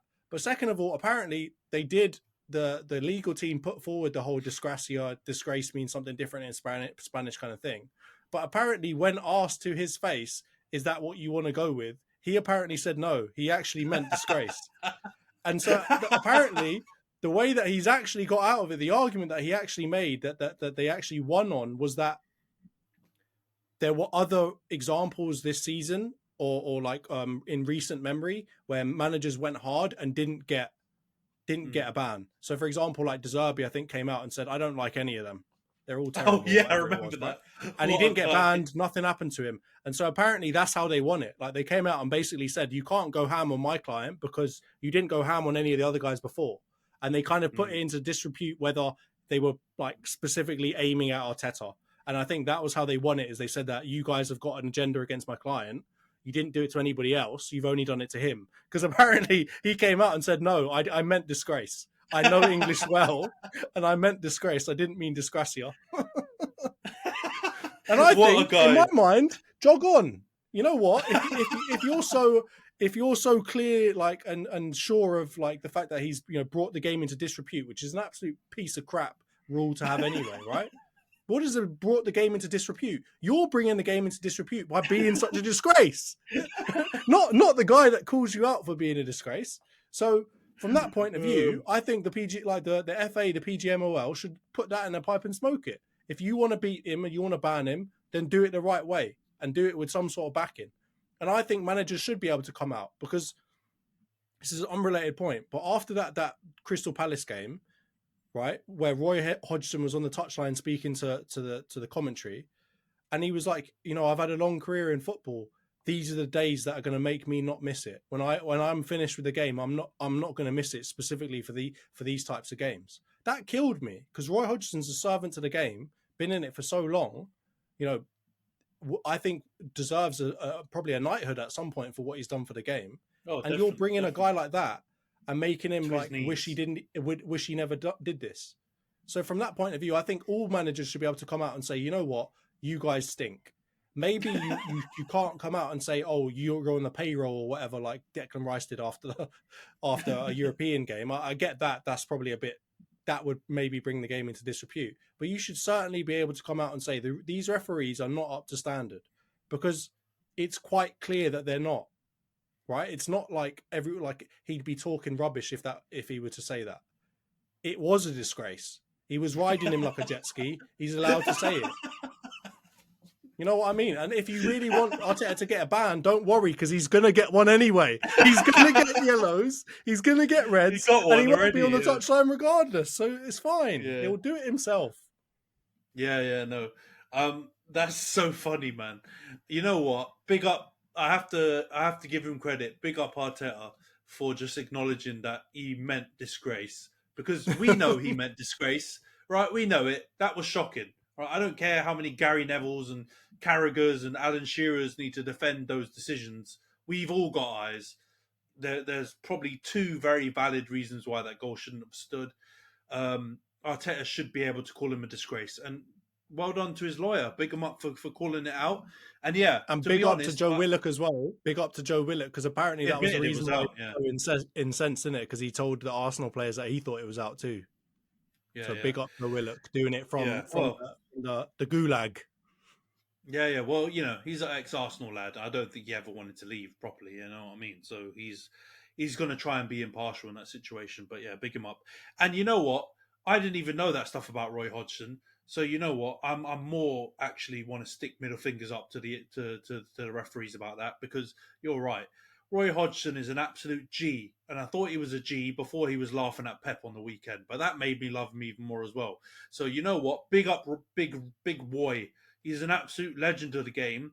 Played in bloody Finland and Italy and all that lot before we were all twinkles in our father's eye. He's been out here killing it for years and years and years. Came back and saved Crystal Palace when they were on their knees last season. And everyone, you know what, even myself, I don't know what you thought, John, I can't remember, but I thought it was wrong to sack Vieira. And you know what? Same. Roy got in there, and they started slapping teams 5-0 and 4-0 and doing all kinds of craziness. And I thought, you know what? I know F4 about football, or at least, you know, Crystal Palace's football. I shouldn't pass an opinion because that was a good decision. And, you know, big up Roy. So, yeah, let's move on to the last question then. Top of the league. Oi, oi. After what? Yeah, I can't even remember them days. Do you think now the title race has changed at all? Because City you know, we talked about it just there. These results that City have been putting up are baffling. They've been drawing to everyone, threw away a 2-0 lead at home to Palace without Eze, without, you know, some of their top ballers. Do you think the title race or the momentum in the title race has changed at all since the last time we talked? Do you still think City are going to win?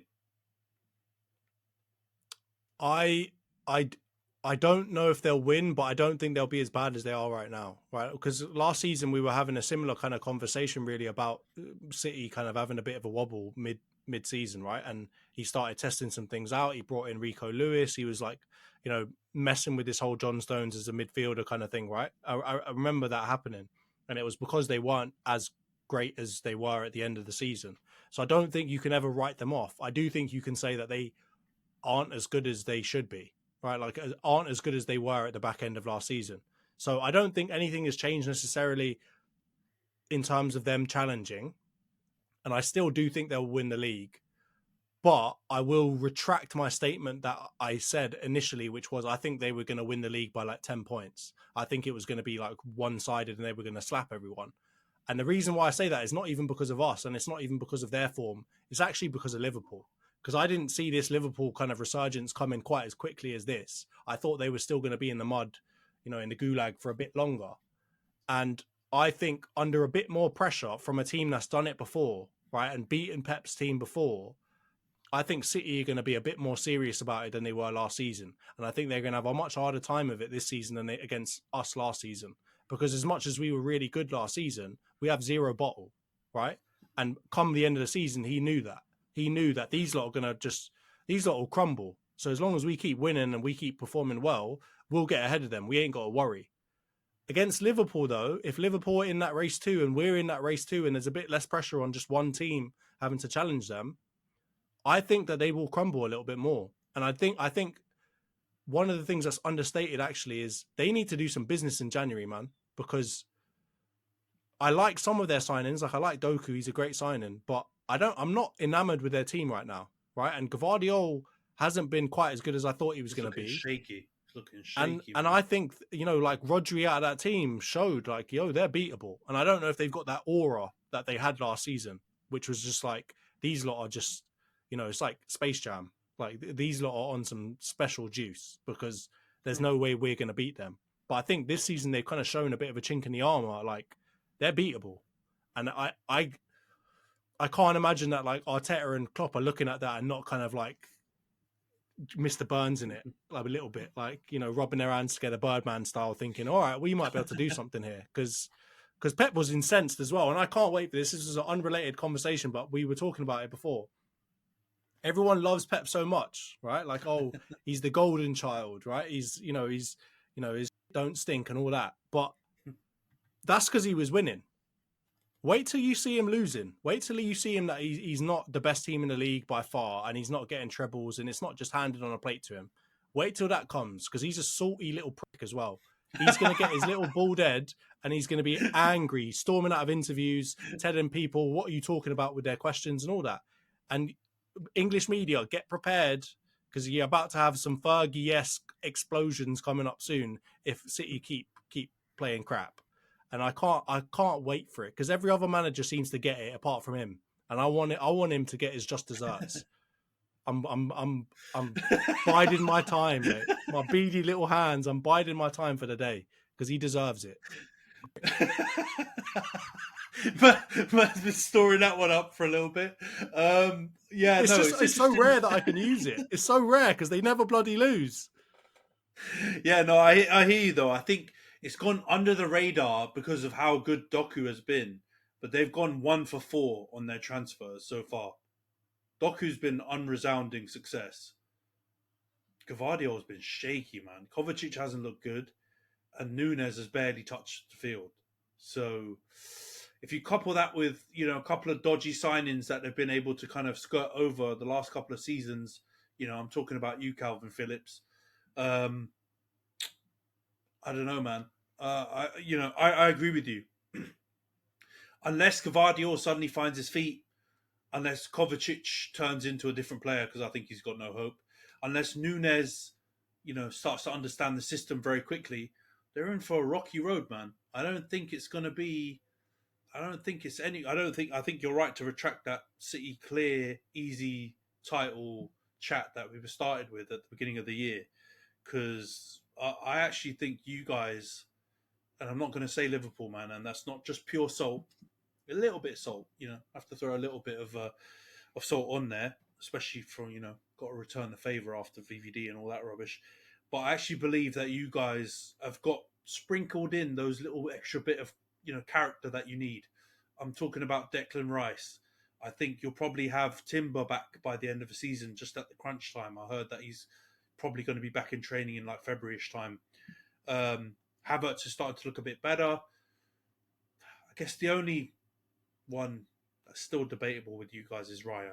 Even in that game, like he tried to catch a couple of balls and it was looking a bit shaky. So if he can just settle down, honestly, man, I think you've got a really, really good chance at the title. And I'm not doing a reverse psychology thing on you guys. I know you won't want to admit it because of, the previous crumbles and all this kind of stuff. But I really think you guys got a really good shot at it this season. I think, your path to the title might be opening up a little bit. City not strong. I really don't think Liverpool are going to be able to run the race, not with that midfield. And I don't think Villa will be able to, it won't be a good evening every evening. I think they're going to have some rocky games as well. So yeah, man, interesting. Let's move on to the previews then. 2 games.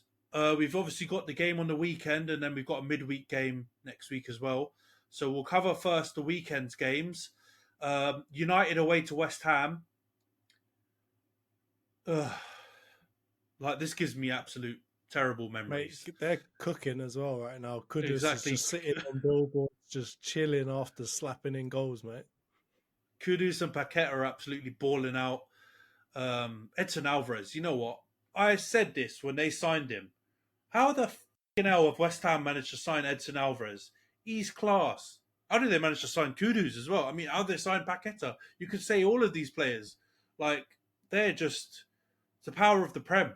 I'm not saying putting down West Ham as a club, because I know they're a good club. They've obviously got heritage, but those are really some ballers that they've managed to get over the last couple of seasons. I'm not shocked that they're able to just tuck away teams the way they have been. But let's also not forget they held 5 at Fulham just last week. So I know they're good at home, and we are going to the Olympic Stadium, the London Stadium, whatever it's called. So yeah, I don't know, man. This one, yeah, we've had our fingers burnt the last couple of times we've gone there. Either De Gea chucking it in, or just other players on our team just throwing in absolute clangers. But I'm going to be positive. I'm going to try and keep the positivity train going. I feel like we might sneak a 2-1 win. But you know what? I wouldn't be shocked at all if it was a draw or West Ham just rolled us over. Because at the moment, getting a 0-0 draw or a perceived good result and then following up with a stinker has kind of been the pattern of our season so far. So let's see. What do you think, Johns? Okay. I'm going to go for a 1-1. I think, as you said, kind of West Ham away is not that easy a match. Generally speaking, right? West Ham fans are nuts. And I don't know if you have it in you necessarily to, I don't know if you'll be taking that Liverpool result as that much of a boost. I think it is a boost just not to get smashed. And had you got smashed, I would think you would come into this game and probably lose. But I just don't think it's enough to get you up enough to win. You'll have Bruno back, right? So that's a good thing. You'll have him back in the team, that creative outlet. So I think you can get a goal. But if he sets up how he set up against Liverpool, which I'm not saying he necessarily will, but if he were to, I still think there's a struggle in terms of the creative outlet. And I think, as you kind of said, Edson Alvarez is a bit of a monster. You stick him next to Souček, who's bloody 8 foot tall, and it gets a bit sticky, right? The only issue I've got is he keeps playing bloody Fabianski, and I've got Areola in my FPL team. So if he's putting Fabianski in the net, then you never know, because Fabianski might chuck one in as well. Who knows? So I'll go with a 1-1. I'll sit on the fence, but I could see you winning it as well if Bruno's back in the team and everyone's kind of happy off of that result against Liverpool. I could see you getting something, but I'm going to go for a 1-1. Yeah, I think that's fair. I'm going to caveat my prediction, by the way. We have to play a double pivot. If we go back to honestly, if we go back to McSauce with Bruno, with either Amrabat or Mainu as the lone defensive midfielder holder, we will lose that game. We won't win. We probably won't draw. We will lose that game because we'll get overrun. And you saw what Paqueta to Kudus did against Wolves. Like, they will do that to us. And the way Onana, has got biscuit wrists, he's going to be, Kudus might get a hat-trick. So it's completely caveated on us playing a double pivot. And if we do, then I feel like we could do them, but it'll be very close. Like, West Ham are good at home. So let's go on to the other weekend game then. The big top of the table clash. Liverpool, Arsenal. The pressure's on. We've done the first part. Come on, lads. It's now your turn. Come on, big dogs. Come on, Gunners. You're Gunners, yeah? Here's the issue, right? Is if we set up defensively, then yeah, maybe. But I feel like we're going to get into a flipping gunfight. It's going to be a straight shootout. Whoever's quickest on the draw is going to win that. So, oh, God, what am I going to say? All right. I'm going to go for a 2-1 win. Come on. We ain't got Shaq in our team to be riling up the fans for no reason. And I think we showed last season up until that happened that we can have the better of them. So midfield-wise as well, if we start with Rice, Havertz and Odegaard, I reckon we'll get the better of their midfield. Fair enough, if Salah gets a couple chances, we might get punished because Zinchenko is a warrior, right? But if we can dominate the midfield, I think we can have a good chance of winning that game. So I'm going to say 2-1 Arsenal win. Come on, the Gunners. What about you? You know what, yeah? I think if you go gunslinger to gunslinger, I still think you can beat them. Like, I at this moment, Liverpool's attack, before the United game, I think they've been scoring goals, but I don't think any of them came from their attackers. I think the last goals they scored from attackers may have been the Darwin Núñez double at St. James's Park, which feels like ages ago. So I'm not going to lie. Your attacking sides of your teams have been trending in the opposite directions. You guys have started to pick it up in the last few weeks after not really looking the same fluid best going forward. And they've kind of fallen off a cliff. So you know what? If I was you guys and you were going for it, I still think you could win. And I don't think you'd be running the almighty risk that I think you might think you would if you went attacking. But you know what? I don't know, man. I can't imagine Anfield's going to be a library 2 home games in a row. Yeah. They've got an extra 10,000 people in the bloody stadium as well. That seems like cheating somehow. I mean, they had the same amount in our game, and they were absolutely silent. I could hear our United chants from the TV. But I'm you know what? I'm also going to go for an Arsenal win, but I'm going to go 3-2 Arsenal. Oh God. And I think it's going to be nip and tuck because you know what? Yeah, you should go for it. Come on, Arteta, go for it with Rice playing the way he is and the monster he's been. I can't see their midfield getting the better of you, even if it is Rice being left 1-on-1 with a Szoboszlai or someone else, or trying to help tidy up. I honestly, I just think pretty much all over the pitch, you guys are either evenly matched or you are slightly, you've got an advantage. You look at defence, Saliba, Van Dijk. I'd take Gabriel over Konate. I know Liverpool fans are going to hate me for saying that, but Well, Gabriel he was actually better than Saliba against Brighton. So exactly. have that. Gabriel goes under the radar because he's kind of a bit aggy. It's kind of the Bruno effect, right? The Bruno Fernandes thing. He's kind of a bit like aggy and petulant, and sometimes has a bit of a bozo moment. But he's actually top quality, man. So I'd actually say you've got more sturdy central defence. Probably the only error you could say Liverpool is, clear of you is goalie. Alisson's way better than Raya. So, but you know what? I think you guys are going to win 3-2. So come on, Arsenal, get it done for us. And if you do, man, you'll be top at Christmas. So that would be nice. It's a pivotal game as well because it's basically a 6-pointer, isn't it? Because we're both at the top now. So yep. We need to win that game. We absolutely need to win that game. Top at Christmas, that reminds me too much of last year, though, so I'm not going to say that. Even if we win, I'm not talking about top at Christmas because that's happened to us a couple of times where we've absolutely flopped it after that. So we'll leave that one for you lot to say. All right. I will say it, don't worry. And then midweek, we've got United against Villa. So good evening. It probably won't be a good evening for us, I have to be honest. If Bournemouth spank us 3-0, then what chance have we got at Villa?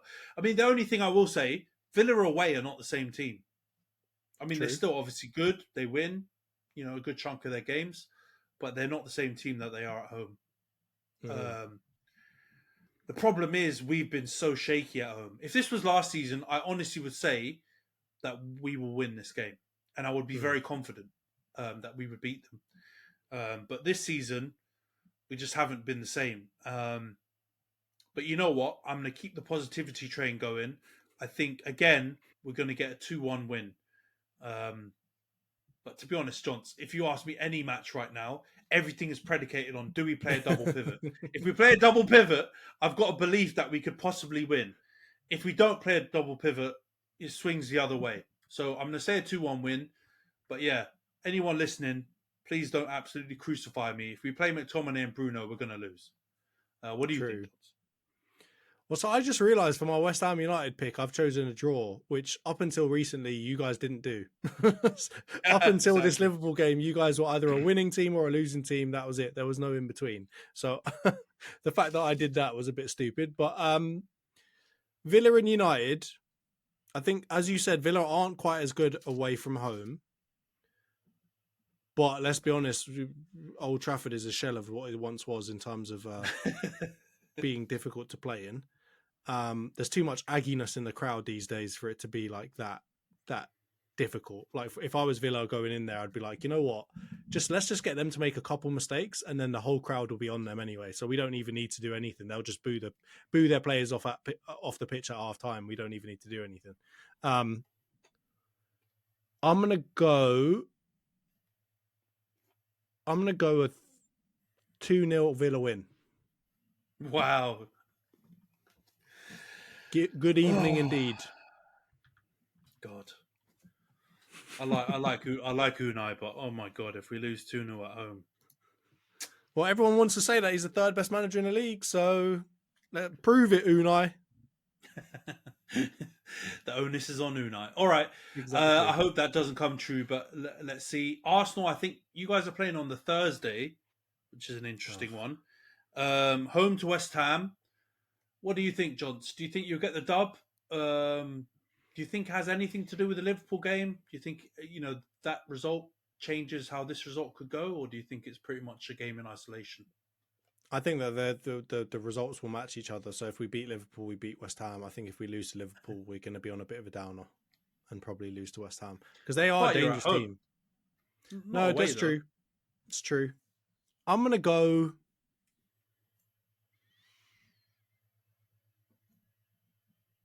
I'm going to go 3-1 Arsenal. Because, again, I think they've got a lot going forward. Bowen looks really good in a kind of centre-forward position. Kudus is on madness all the time. Paqueta. They've got too much to not score, I feel like. But I think we'll do them over because it's at home. Yeah, you know what? I think you'll win this game, regardless of whatever happens at Liverpool. I think you win, lose or draw that Liverpool game. I still think you'll get the result in this one. So I'm going to go for a routine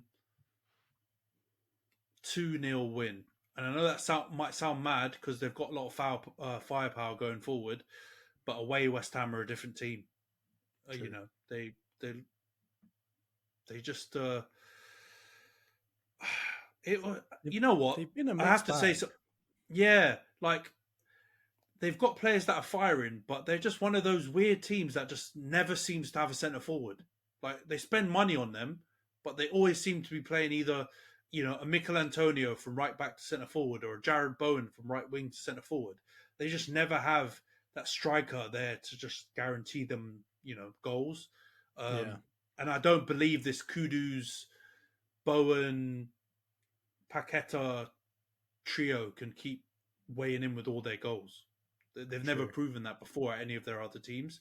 And I think they're at, you know, a high moment, but I don't think they're going to have the ability to just keep the goal scoring going. So I think you guys will win that game. And you know what?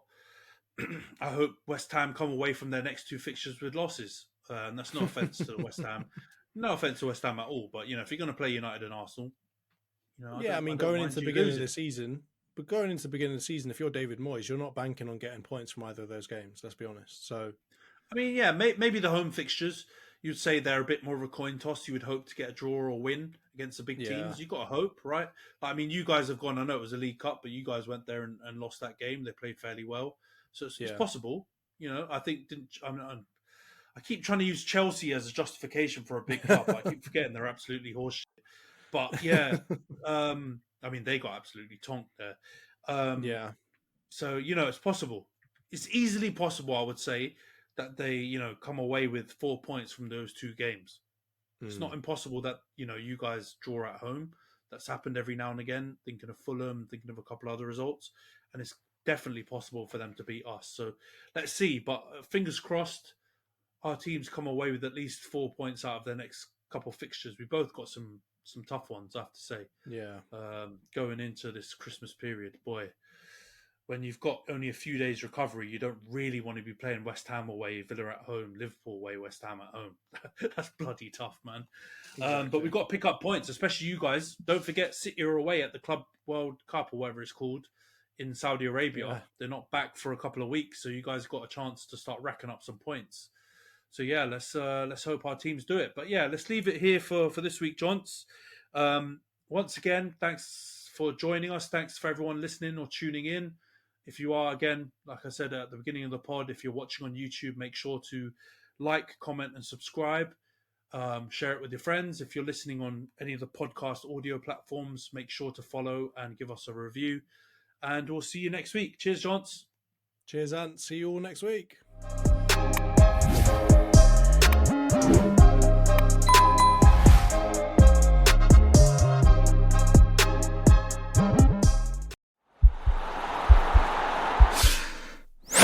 This podcast is part of the Sports Social Podcast Network.